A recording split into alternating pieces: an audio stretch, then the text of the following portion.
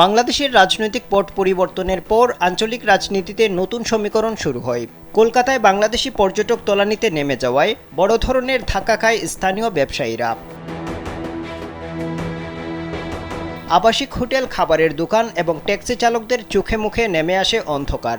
৫ আগস্টের পর থেকে ঢাকা নয়াদিল্লির শীতল সম্পর্কের জেরে পর্যটক ভিসা সীমিত করে ভারত। নয়াদিল্লির এই সিদ্ধান্তে ভারতে বাংলাদেশি রোগীর সংখ্যা উল্লেখযোগ্য হারে কমে যায়। ভারতের পর্যটন মন্ত্রণালয়ের তথ্য অনুযায়ী প্রতি বছর বাংলাদেশ থেকে প্রায় ২৫ লাখ রোগী চিকিৎসার জন্য ভারতে যান। এতে ভারতে স্বাস্থ্যসেবা নিতে প্রতি বছর তাদের প্রায় $৫০ মিলিয়ন ব্যয় হয়। স্যান্ডেলিনা সো, রূপচর্চায় আভিজাত্য। কলকাতার ইস্টার্ন বাইপাস সংলগ্ন এলাকার হাসপাতালগুলোতে বাংলাদেশি রোগীদের ভিড় সব থেকে বেশি দেখা যেত। ওখানে হাসপাতালগুলিকে কেন্দ্র করে গড়ে উঠেছিল এক বিরাট পরিষেবা শিল্প।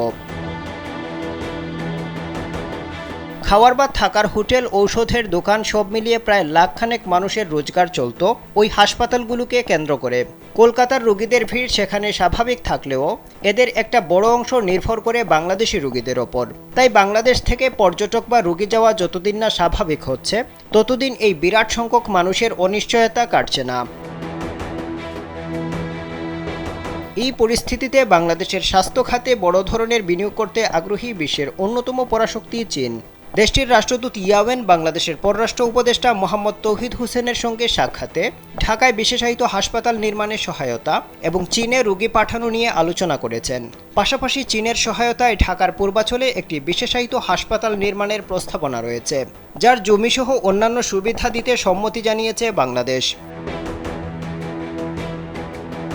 মন্ত্রণালয়ের তথ্য অনুযায়ী চীনে পররাষ্ট্র উপদেষ্টার প্রথম দ্বিপাক্ষীয় সফরে বাংলাদেশি নাগরিকদের উন্নতমানের চিকিৎসার জন্য দেশটির কুনবিংয়ে ৩ থেকে ৪টি অত্যাধুনিক হাসপাতাল নির্ধারণ করে দেওয়ার অনুরোধ জানাবে ঢাকা।